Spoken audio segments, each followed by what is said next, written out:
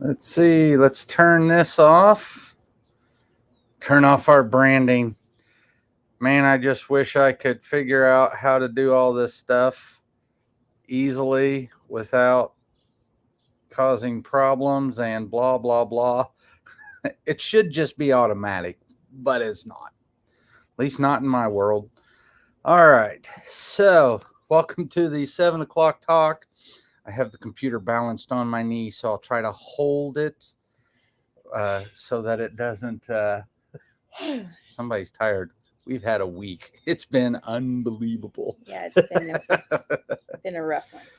But what conditions are treated with functional medicine?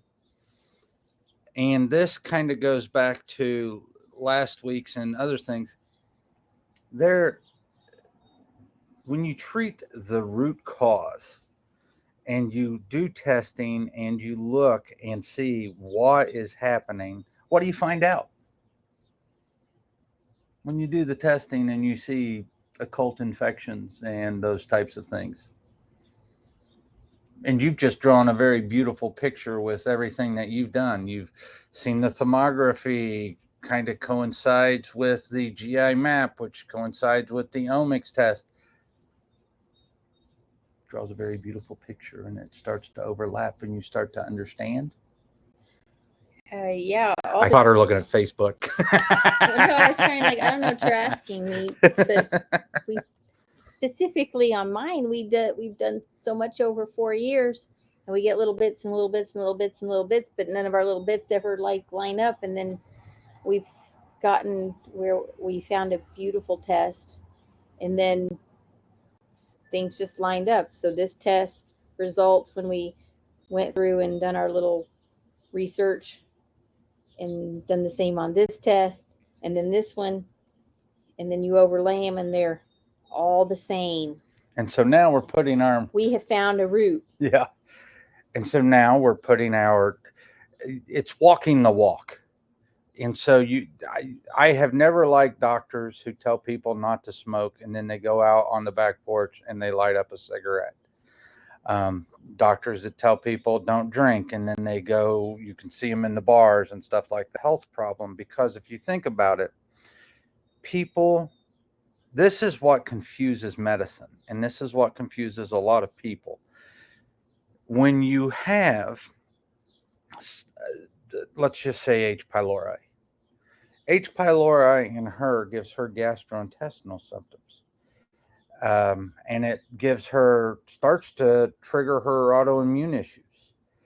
H. pylori in me can cause brain things. And it's all based on how your body is genetically wired. You can't change your genes. And that's why you're starting to hear a lot of stuff in the news about epigenetics and epigenetic triggers. And what we find is the way we think, our environment, what we eat has a huge thing to do with epigenetic triggers. I'm seeing teenagers come in with white spots on their nails, and that's a zinc deficiency. So it treats deficiencies in the human body which cause the symptoms that we each express as individuals. So, what does it treat? I guess you could say it treats rheumatoid arthritis, and you could say it treats all these things, but that would be kind of wrong. That would be an oversimplification because it wants to look at where your body has deficiencies. Why are you not absorbing your minerals? Perfect case in point is dealing with, I'm going to talk about Granny. Dealing with Granny. Granny's about ready to give me heart attack today. We have been telling her, and you've probably even heard us reference it on here. You know, she's got dysbiosis and she has SIBO, and we're treating her gut, and we just started with bone broth, and we started easy, and then we got her into the GI replenish, and she's starting to open up her diet, and she's starting to feel better, but she doesn't absorb her micronutrients, and she doesn't. there's just so many things. She couldn't walk, and now she's at least going to physical therapy and feels like going to this. So she's slowly been coming back up the ladder. She's climbing out of the hole, or climbing out of the grave, as we want to say.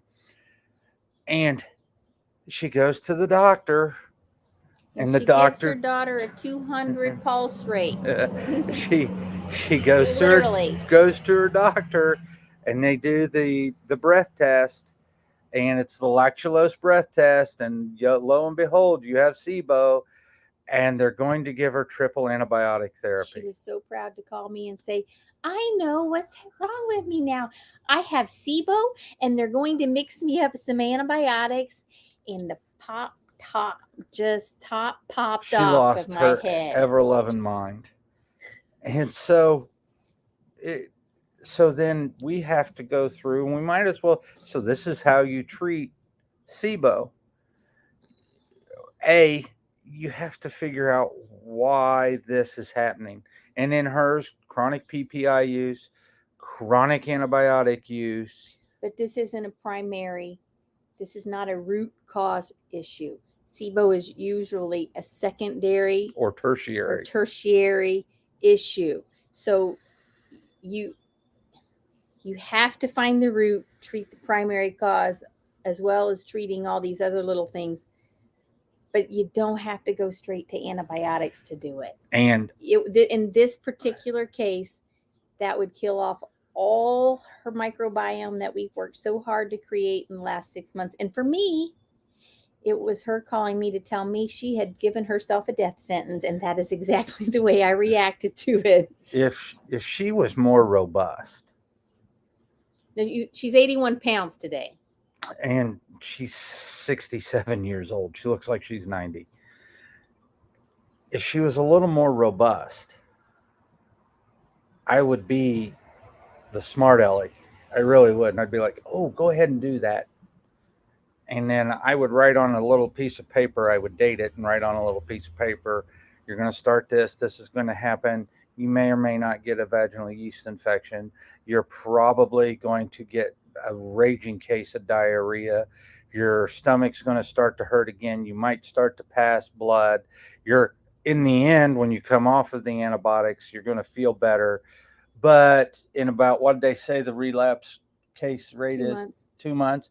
In 2 months, it'll be back. And that's typically what we see. And then, so worst case scenarios, which is usually the worst case scenario, you will take 1 week antibiotics monthly to control your SIBO. And I'm like, and I'm not antibiotic Nazi, like nobody needs one. That's not what I'm saying. That's me. There's better ways. There's better ways to treat things with food, supplements, sleep, exercise, and let's temper that a little bit. Let's say maybe not a better way to treat it.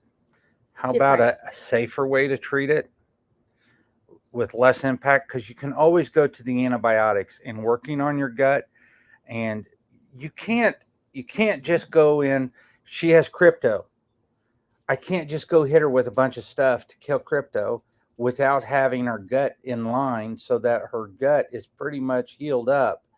And there is an art to it. That's why they call it an art. That's why you practice the art of medicine. And we want to make it's not an art anymore. And I know fabulously smart doctors who are just technicians, because you've got to treat to this protocol. This is what it is. And you do X, Y, Z. There's no artistry. So what conditions does functional medicine treat? It treats about every condition, because you're working on the human being and the human being's ability to work in the world and work optimally. Well, you're starting with the most basic thing, which is your diet, which is your gut. And your gut is your biggest interaction.